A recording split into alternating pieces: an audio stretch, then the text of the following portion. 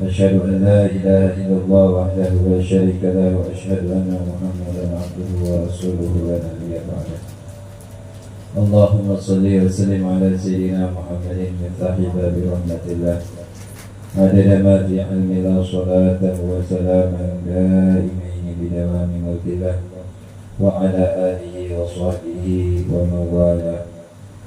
Amma ba'du, yang saya hormati dan saya muliakan pimpinan Majelis Rakti Al-Haddad Al-Ustaz Asep dan juga orang tua kita Abah Haji Edi. Kita doakan mudah-mudahan senantiasa diberikan kesehatan, diberikan panjang umur, diberikan keberkahan di dalam kehidupannya, dan mudah-mudahan Allah jadikan ilmunya bermanfaat untuk kita, untuk membimbing kita menuju jalan yang diridhoi oleh Allah Subhanahu wa taala. Amin. Amin ya Allah ya rabbal alamin. Dan juga kepada segenap bapak-bapak jamaah yang dirahmati oleh Allah Subhanahu wa taala. Mudah-mudahan duduknya kita di majelis ini menjadi penyebab segala dosa kita diampuni oleh Allah Subhanahu wa taala, dan mudah-mudahan segala hajat kita dunia wal akhirah dikabulkan oleh Allah Subhanahu wa taala. Segala urusan permasalahan yang kita hadapi mudah-mudahan diberikan jalan keluar oleh Allah Subhanahu wa taala. Amin. Masyaallah hadirin rahimakumullah, segala puji bagi Allah Subhanahu wa taala.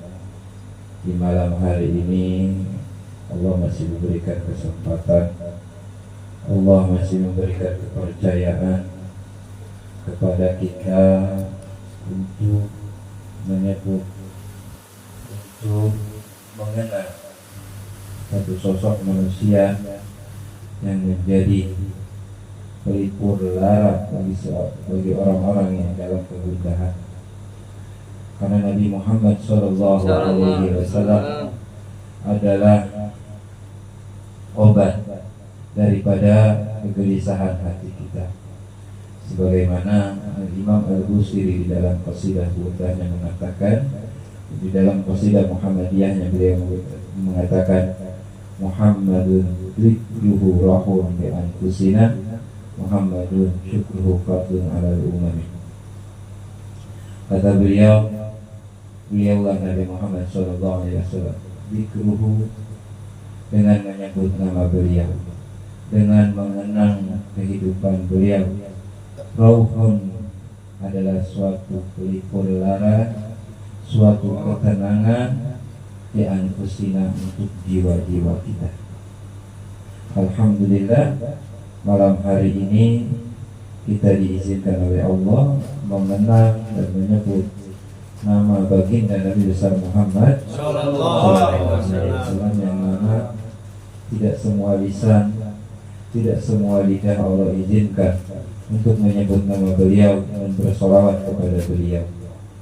Yang mana solawat ini hanya Allah gerakkan kepada hamba-hambanya yang Allah pilih daripada orang-orang yang beriman. Sebagaimana Allah katakan di dalam Al-Quran, Innallaha wa malaikatahu yusalluna 'alan nabi ya ayyuhalladzina amanu shallu 'alaihi wa sallimu taslima.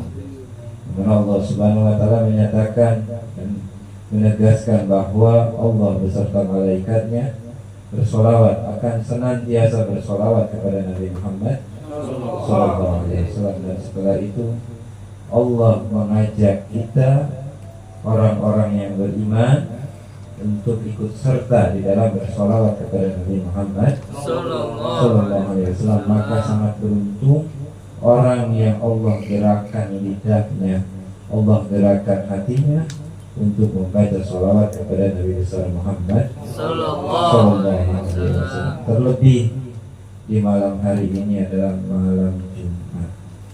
Kata Nabi, aksiru minas sholati alayya lailatul jum'ah au fi yaumiha, au fi ma'na hadis. Kata beliau, perbanyaklah sholawat kepadaku di malam Jumat dan hari Jumat. Ya, ini sangat beruntung orang yang Allah izinkan lidah dan lisannya basah dalam bersolawat kepada Nabi besar Muhammad sallallahu alaihi wasallam. Yang mana mana amalan yang sudah pasti diterima oleh Allah satu-satunya hanyalah sholawat kepada Nabi besar Muhammad Sallallahu Alaihi Wasallam. Walaupun dengan ria, walaupun tidak dengan ikhlas, tetap sholawat itu diterima oleh Allah Subhanahu Wa Taala. Tapi alangkah baiknya kita membaca sholawat kepada Nabi Muhammad dengan ikhlas karena Allah Subhanahu Wa Taala. Masyaallah hadirin rahimakumullah, banyak sekali faedah sholawat. Kalau mau kita kupas nggak cukup ya satu malam ya. Kata Nabi dalam satu riwayat hadis, beliau mengatakan, aqrabukum minni yaumal qiyamati ya manzilatan aktsarukum alayya sholatan. Hadis.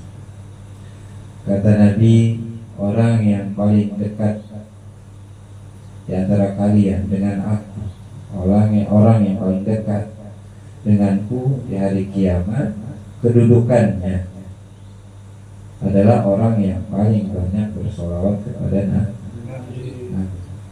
Maka kalau kita ingin di akhirat kelak kita dekat bersanding dengan Rasulullah Sallallahu Alaihi Wasallam, maka perbanyak sholawat kepada Nabi Muhammad SAW. Siapa orang yang tak mau berdampingan, bertetangga dengan Nabi Muhammad SAW ya. Bahkan permintaan yang paling mulia, yang paling tinggi, yang paling agung, yang senantiasa dipinta oleh Sahibul Maulid Habib Ali bin Muhammad bin Al-Habsyi radhiyallahu anhu, beliau mengatakan di dalam Mahalul Qiyam, apa beliau katakan? Wahdina nahja sabili kaidihi nas'ad wa nur bijahi. Setelah itu bijiwari khairu makan ya. Kata beliau, ya Allah, senantiasalah berikan petunjuk kepada kami untuk kami bisa mengikuti jalan baginda Nabi besar Muhammad Sallallahu Alaihi Wasallam. Tujuannya untuk apa? Oke. Apa tadi? Nas'ad wa nur. Tujuannya supaya kami bahagia. Jadi tidak ada jalan bahagia terkecuali dengan cara mengikuti Nabi Muhammad SAW. Dan beliau mengatakan juga, ya Allah, dengan keagungan baginda Nabi besar Muhammad SAW, anugerahkan kepada kami tempat yang terdekat, bahkan tempat yang berdampingan dengan Nabi Muhammad SAW. Itulah pecinta Nabi Muhammad seperti itu, gak pernah mau jauh dari Nabi Muhammad. Habib Ali bin Muhammad bin Al-Habsyi radhiyallahu anhu, beliau ini terkenal ya dengan satu wali yang cintanya luar biasa kepada Nabi Muhammad. Beliau ini dari sejak kecil dididik oleh ibunda beliau ya. Semenjak kecil dididik oleh ibunda beliau supaya cinta kepada Nabi Muhammad. Ibunda beliau mengatakan kepada Habib Ali, ya Ali, engkau bukanlah anakku. Ya, kata ibunda Habib Ali, engkau bukan anakku sampai engkau berjumpa dengan datukmu Nabi Muhammad SAW. Ya, hanya Habib Ali bin Muhammad bin Al-Habsyi, beliau memperbanyak sholawat. Beliau menyendiri di dalam kamarnya memperbanyak sholawat kepada Nabi Muhammad SAW. Berjalan berhari-hari, berlalu berminggu, akhirnya beliau bertemu dengan Nabi Muhammad SAW. Ya, beliau bermimpi berjumpa dengan Nabi Muhammad SAW. Ya, kemudian beliau terbangun dan beliau segera memberitahu ibunda beliau. Habib Ali datang ke kamar ibundanya. Kata Habib Ali, ya ibu, aku bertemu dengan Nabi Muhammad Shallallahu Alaihi Wasallam. Kemudian kata ibu beliau, di mana engkau bertemu dengan Nabi Muhammad? Di alam mimpi ya ibu. Apa kata ibunda Habib Ali? Engkau masih bukan anakku sebelum kau bertemu dengan Rasulullah secara nyata. Akhirnya Habib Ali bin Muhammad bin Habsyi, beliau berusaha bermujahadah memperbanyak sholawat kepada Nabi besar Muhammad SAW. Beliau menyendiri di dalam kamarnya, kemudian jalan beberapa hari berlalu, berminggu-minggu, akhirnya beliau berjumpa langsung secara nyata dengan Nabi Muhammad SAW, dan beliau mencium tangan suci baginda Nabi besar Muhammad SAW. Nabi Muhammad masuk ke kamar beliau, kemudian beliau disambut oleh Habib Ali, dan Habib Ali mencium tangan Nabi besar Muhammad SAW. Akhirnya Habib Ali mendatangi ibunya. Wahai ibu, aku bertemu dengan Rasulullah SAW. Gimana kau bertemu dengan Nabi Muhammad? Barusan Nabi Muhammad masuk ke dalam kamarku. Ini luar biasa. Habib Ali ini dididik semenjak kecil untuk cinta kepada Nabi Muhammad SAW, dengan cara memperbanyak sholawat kepada baginda Nabi besar Muhammad SAW. Makanya kalau kita ingin punya anak yang soleh-soleha, kuncinya satu: ajarkan kepada mereka cinta kepada Nabi. Ini tidak ada cara lain. Karena kalau mereka sudah cinta kepada Nabi, mengidolakan Nabi Muhammad, maka yang mereka ikuti adalah Nabi Muhammad. Gak mungkin orang lain. Kenapa banyak generasi kita, anak-anak sekarang, anak zaman sekarang, gak punya akhlak, gak punya etika? Karena mereka jauh dari sosok mulia baginda Nabi besar Muhammad. Mereka lebih dekat, mereka lebih mengenal nama-nama artis. Benar ya? Akhirnya apa? Akhirnya yang mereka idolakan, yang mereka jadikan panutan dan contoh artis. Maka wajar mereka tidak memiliki adab atau etika, karena mereka jauh dari baginda Nabi besar Muhammad. Tugas kita selaku orang tua, bagaimana caranya anak tersebut, anak-anak kita, supaya kenal kepada Nabi Muhammad, kemudian mencintai Nabi Muhammad, dan mau ikut mencontoh baginda Nabi besar Muhammad SAW. Dengan demikian anak tersebut akan menjadi anak yang soleh ataupun soleh, sebagaimana yang diajarkan oleh ibunda Habib Ali bin Muhammad bin Habsyi. Beliau mendidik anaknya, yaitu Habib Ali, semenjak kecil supaya cinta kepada Nabi besar Muhammad SAW. Memang sesuai dengan apa yang disabdakan oleh Nabi. Nabi adibu auladakum bisalasi siswal. Nabi ajarkan, didik anak-anak kalian dengan 3 perkara. Yang pertama, apa kata Nabi? Hubbi nabiyikum. Ajarkan mereka, didik mereka supaya cinta kepada Nabi kalian, itu Nabi besar Muhammad SAW. Itu poin pertama. Kemudian poin kedua, kata Nabi, hubbi qiraatil Quran, dan ajarkan kepada mereka cinta untuk membaca. Kemudian yang terakhir kata Nabi, hubbi ahli baiti, dan ajarkan kepada mereka supaya cinta terhadap keluargaku, anak keturunan.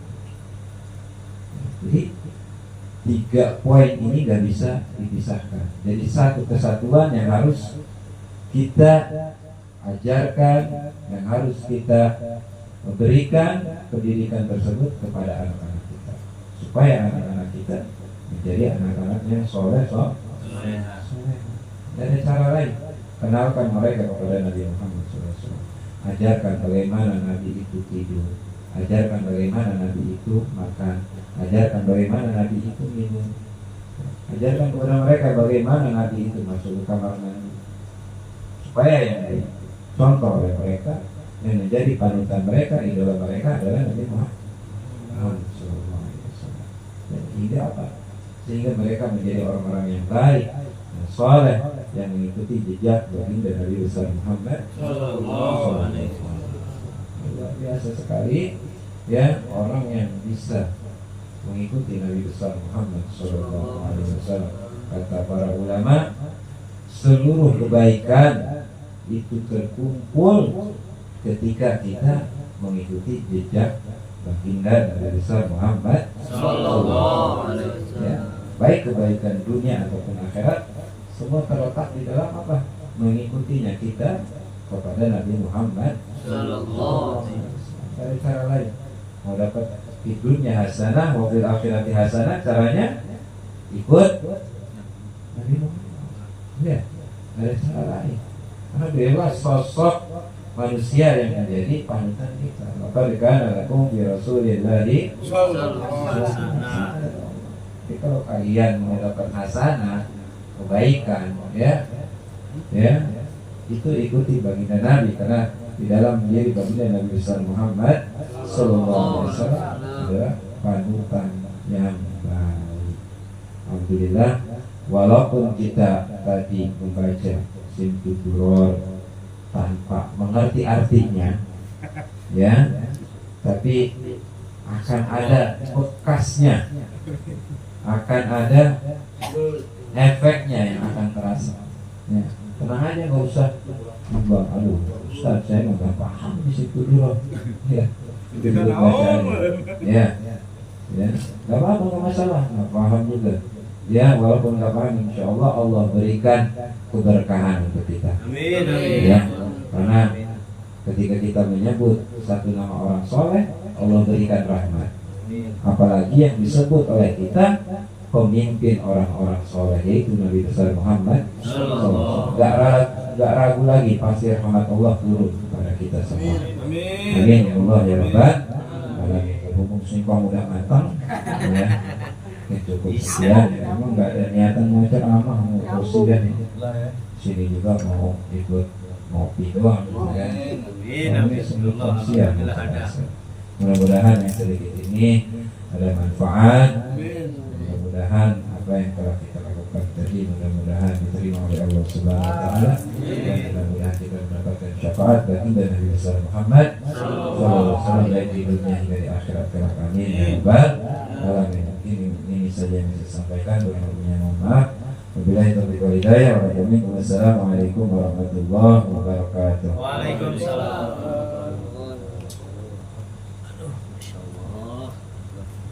Alhamdulillah.